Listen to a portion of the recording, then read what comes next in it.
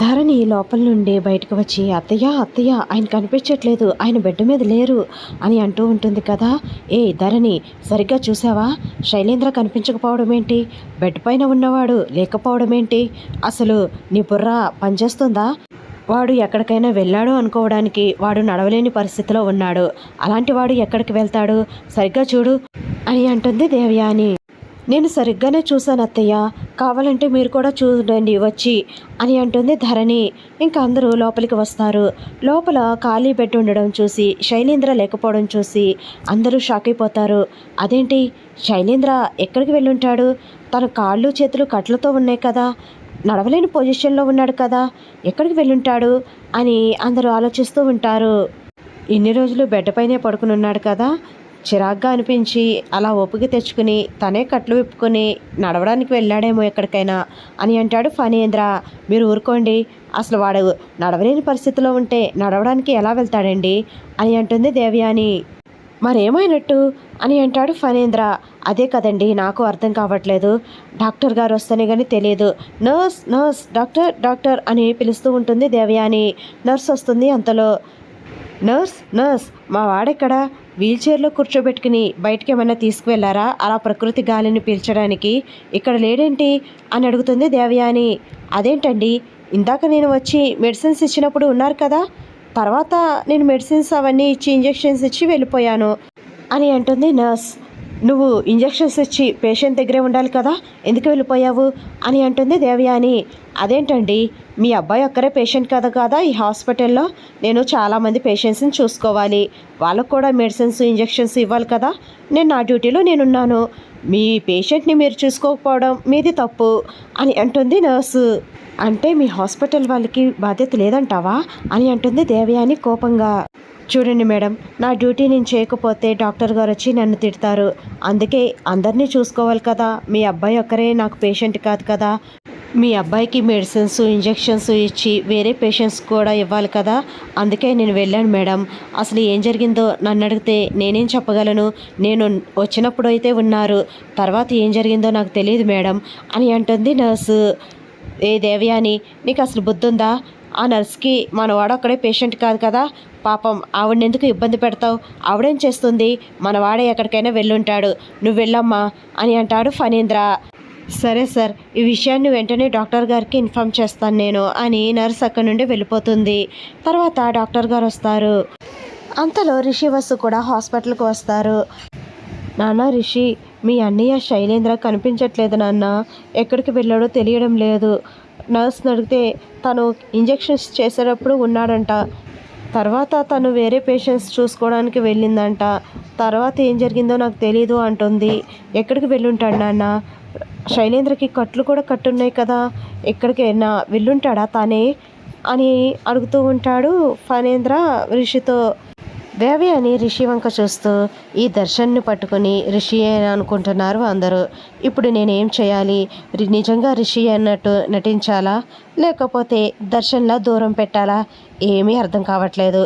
సరే, అందరూ రిషి అని అనుకుంటున్నారు కదా, నేను కూడా అలానే కంటిన్యూ అయిపోతాను అనుకుంటూ, నాన్న రిషి చూసావా, మీ అన్నయ్య అసలు ఎక్కడికి వెళ్ళాడో ఏమీ అర్థం కావట్లేదు నాన్న, త్వరగా మీ అన్నయ్యని వెతికించు నాన్న అని అంటుంది దేవయాని. కన్న కొడుకు కనిపించకపోతే ఎంత తల్లడిల్లుతున్నావే, మరి మా అమ్మకి 20 సంవత్సరాలకు పైగా నన్ను దూరం చేశావు, నా కన్న తల్లి ఎంత తల్లడిల్లి ఉంటుంది పెద్దమ్మ, నీకు ఆ బాధ అర్థం కాలేదా ఇప్పుడు నీ కొడుకు కనిపించకపోయేసరికి అంత బాధపడిపోతున్నావు అని అనుకుంటూ ఉంటాడు మనసులో రిషి. ఇంకా ఫణీంద్ర ముఖం చూసి, పెదనాన్న అన్నయ్యకి ఏం కాదు, ఇక్కడే ఎక్కడో ఉండుంటాడు, నేను బయట చూసొస్తాను అని అంటాడు రిషి.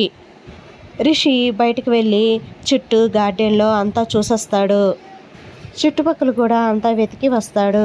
నాన్న రిషి, అన్నీ కనిపించాడా అని అంటాడు ఫణీంద్ర ఆతృతగా. లేదు పెదనాన్న అని అంటాడు రిషి. ఇంకా ఫణీంద్ర డల్గా అలానే కూర్చుంటాడు. ఏంటి డాక్టర్ గారు ఇది, మా వాడిని ఏం చేశారు, అసలు మా వాడు కనిపించకపోవడం ఏంటి అని అడుగుతూ ఉంటుంది దేవయాని డాక్టర్తో. చూడండి మేడం, మేము ట్రీట్మెంట్ ఇప్పిస్తున్నాం కదా, మేము ట్రీట్మెంట్ ఇస్తున్నాం, మా డ్యూటీ మేము చేస్తున్నాం, కానీ అతను ఎక్కడికి వెళ్ళాడో మాకు కూడా అర్థం కావట్లేదు. అతనంతటికి అతనే కట్లు విప్పుకొని ఎక్కడికైనా వెళ్ళాడా, లేకపోతే ఎవరి సహాయం అన్నా తీసుకుని వెళ్ళాడా అనేది మేము చెక్ చేస్తున్నాం మేడం అని అంటాడు డాక్టర్ గారు. ఇంకా ఎంతసేపు అండి చెక్ చేసేది? త్వరగా చూడండి, హాస్పిటల్లో సీసీ కెమెరాస్ అవి ఉంటాయి కదా, వాటిని చెక్ చేసి మా వాడు ఎక్కడికి వెళ్ళాడో మాకు ఆచూకీ చెప్పండి అని అంటుంది దేవయాని. దేవయాని, వాళ్ళకు కొంచెం టైం ఇవ్వు, చెక్ చేసి చెప్తారు కదా, నువ్వెందుకు వాళ్ళని అంత హడావుడి చేస్తే వాళ్ళు చేసే పని సక్రమంగా చేయలేరు అని అంటాడు ఫణేంద్ర. మీరు ఆగండి, నా కొడుకు కనిపించకపోతే నా తల్లి హృదయం ఎంత తల్లడిల్లుతుందో మీకేం తెలుసు అని అంటుంది దేవయాని. 20 సంవత్సరాలకు పైగా నన్ను నా కన్న తల్లిని విడదీసి దూరం పెంచావే, అప్పుడు నా కన్న తల్లి హృదయం ఎంత తల్లడిల్లి ఉంటుంది. నువ్వు అర్థం చేసుకున్నావా పెద్దమ్మ? ఆలోచించావా పెద్దమ్మ? నీ స్వార్థం కోసం మమ్మల్ని వేరు చేసి కపట ప్రేమను చూపించి ఇప్పుడు నీ కన్న కొడుకు కనిపించకపోయేసరికి ఎంత ఇబ్బంది పడిపోతున్నావే. శాశ్వతంగా కనిపించకపోతే ఇంకేం చేస్తావో అని అనుకుంటూ ఉంటాడు మనసులో రిషి. డాక్టర్ గారు వాళ్ళ స్టాఫ్ అందరూ సీసీ కెమెరాస్ అన్నీ చెక్ చేసి వాళ్ళ దగ్గరికి వస్తారు. సారీ అండి, సీసీ కెమెరాస్ అన్నీ ఆఫ్ చేసి పక్కా ప్లాన్తో బయటకు వెళ్ళినట్టున్నారు. ఆయన ఒంటరిగా బయటకు వెళ్ళారా, లేకపోతే ఎవరినైనా తోడు తీసుకుని బయటకు వెళ్ళారా, లేకపోతే ఆయన్ని ఎవరినైనా తీసుకువెళ్ళారా, ఏమీ అర్థం కావట్లేదండి. ఆయన ఎలా వెళ్ళారో తెలియడానికి ఒక్క ఆధారం కూడా లేదు. ఎందుకంటే ఏ ఒక్క సీసీ కెమెరాలో కూడా అది రికార్డ్ అవ్వలేదు అని అంటారు డాక్టర్ గారు. అదేంటండి, హాస్పిటల్లో ఇన్ని సీసీ కెమెరాస్ ఉన్నాయి, ఒక్కదానిలో కూడా రికార్డ్ అవ్వలేదా అని అంటుంది దేవయాని. అవునండి, ఆయన ఎలా వెళ్ళారో ఏంటో, సీసీ కెమెరాలో ఒక్క కెమెరాలో అయినా సరే రికార్డ్ అవుతుంది కదా, అలా రికార్డ్ అవ్వలేదు అంటే ఏం జరిగిందో అని అంచనా వేయడం చాలా కష్టమే కదండి అని అంటారు డాక్టర్లు. ఇప్పుడే మీ హాస్పిటల్ మీద కంప్లైంట్ ఇస్తాను. అసలు నా కొడుకు అలా ఎలా మిస్ అవుతాడండి? నా కొడుకుని నాకు అప్పగించకపోతే మీ అందరంతూ తేలుస్తాను అని అంటుంది దేవయాని. చూడండి మేడం, ట్రీట్మెంట్ జరుగుతున్నప్పుడు పేషెంట్ పారిపోవడం తప్పు, మేము కూడా కేసు పెడతాము అని అంటారు డాక్టర్ గారు. ఏంటండి, మా వాడు మీ హాస్పిటల్లో మిస్ అయ్యాడు, అలాంటిది మీరే మా మీద రివర్స్లో కేసు పెడతారంటారా అని అంటుంది దేవయాని. మరి లేకపోతే ఏంటి మేడం, ఎవరైనా కిడ్నాప్ చేస్తే పోనీ మా హాస్పిటల్ ఇర్రెస్పాన్సిబిలిటీగా ఉన్నారు అనుకోవచ్చు, కానీ ఏం జరిగింది ఏంటి అనేది ఒక కెమెరాలో కూడా రికార్డ్ అవ్వలేదు. అసలు మీ అబ్బాయి ఒంటరిగా వెళ్ళారా, ఎవరినైనా సహాయం తీసుకుని వెళ్ళారా అనేది మాకే అంత చిక్కడం లేదు. ఇంకా కేసు ఎలా పెట్టబడతారు మీరు? మీ అబ్బాయి గారే కావాలని ఎవరి సహాయం అన్నా తీసుకుని ఇంటికి వెళ్ళిపోయారేమో, హాస్పిటల్లో ఉండలేక ట్రీట్మెంట్ తీసుకోవాలంటే భయంతోనో బాధతోనో, లేకపోతే ఇంజెక్షన్స్ ట్యాబ్లెట్స్ తీసుకోవడం కష్టంగా ఉండి కొందరు పేషెంట్స్ పారిపోతారు, ఇంటికి వెళ్ళిపోతారు. అలాగే మీ అబ్బాయి కూడా వెళ్ళిపోయారేమో, ఒకసారి ఇంటికి వెళ్ళి చెక్ చేసుకుని మాకు ఇన్ఫామ్ చేయండి మేడం అని అంటారు డాక్టర్ గారు. ఇది కూడా కరెక్టే అనిపిస్తుంది. శైలేంద్ర ఇంజెక్షన్స్ ట్యాబ్లెట్స్ వేసుకోవడం ఇష్టం లేక ఇంటికి వెళ్ళిపోయాడేమో, ఒకసారి ఇంటికి వెళ్ళి చూద్దాం దేవయాని అని అంటాడు ఫణేంద్ర. కాదండి, అలా అయితే వాడు నాకు చెప్తాడు కదా అని అంటుంది దేవయాని. చూడు దేవయాని, ఇక్కడ లేడంటే వాడు ఇంటికే వెళ్ళుంటాడు, పదండి ఇంటికి వెళ్దాం అని అంటాడు ఫణేంద్ర. ఇంకా అందరూ ఇంటికి వెళ్తారు. ఇంటికి వెళ్ళి ఇల్లు మొత్తం వెతికినా శైలేంద్ర కనిపించడు. ఇంట్లో కూడా లేడండి చూసారా అని అంటుంది దేవయాని ఏడుస్తూ. చూడు, నువ్వేం కంగారు పడకు, వాడు ఎక్కడికైనా వెళ్ళుంటాడేమో, తెలిసిన వాళ్ళందరికీ వాడి ఫ్రెండ్స్కి అందరికీ కాల్ చేసి అడుగుదాము అని అంటాడు ఫణేంద్ర. సరే అండి, ఆ పని చేయండి అని అంటుంది దేవయాని. అందరూ కూడా మాకు తెలియదు, మా దగ్గరకు రాలేదు అని సమాధానం చెప్తూ ఉంటారు శైలేంద్ర ఫ్రెండ్స్, తెలిసిన వాళ్ళు. శైలేంద్ర ఎక్కడికి వెళ్ళలేదు అంటున్నారు, హాస్పిటల్లో లేడు, ఇంట్లో కూడా లేడు, అసలు ఎక్కడికి వెళ్ళుంటాడు వీడు అని అంటూ ఉంటాడు ఫణేంద్ర. ఏమోనండి, నాకేమీ అర్థం కావట్లేదు. నాన్న శైలేంద్ర ఎక్కడున్నావురా, నీకోసం ఈ అమ్మ ఎదురు చూస్తుందిరా, త్వరగా రారా అని దేవయాని ఏడుస్తూ ఉంటుంది.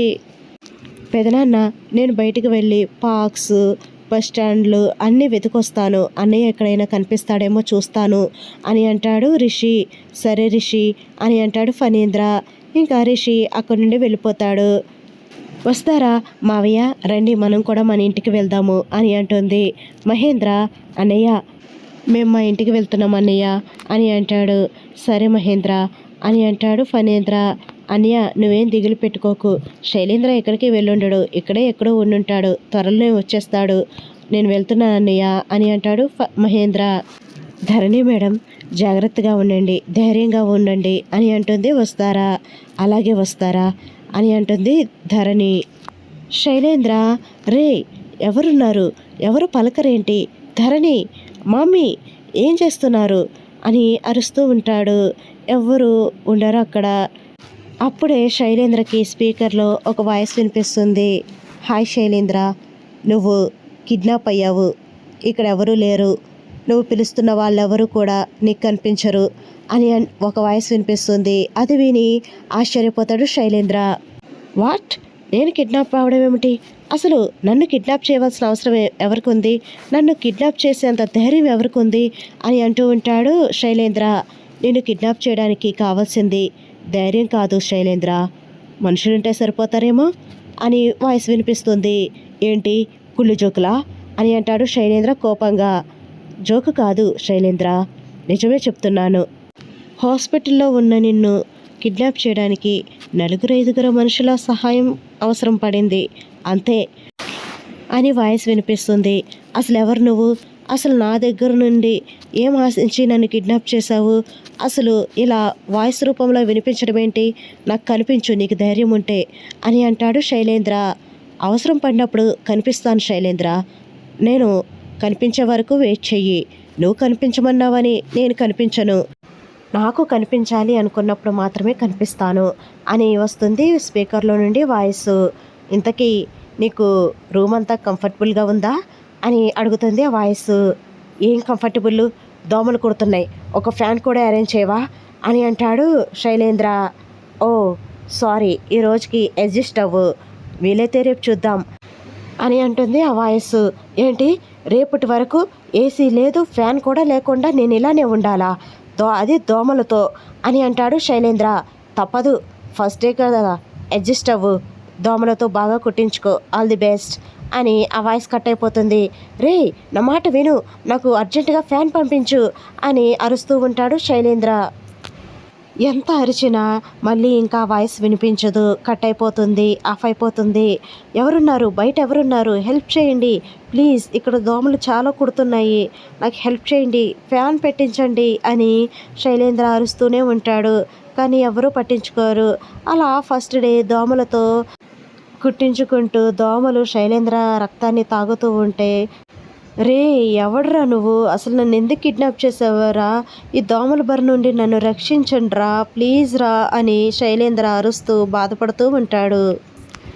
వీడియో నచ్చితే ప్లీజ్ లైక్ చేయడం మర్చిపోకండి ఫ్రెండ్స్, లైక్ ఇవ్వండి ఫ్రెండ్స్. మన ఛానల్ని ఫస్ట్ టైం చూస్తున్న వాళ్ళైతే ప్లీజ్ సబ్స్క్రైబ్ చేసుకుని బెల్ ఐకాన్ ప్రెస్ చేయండి. Thanks for watching, bye bye.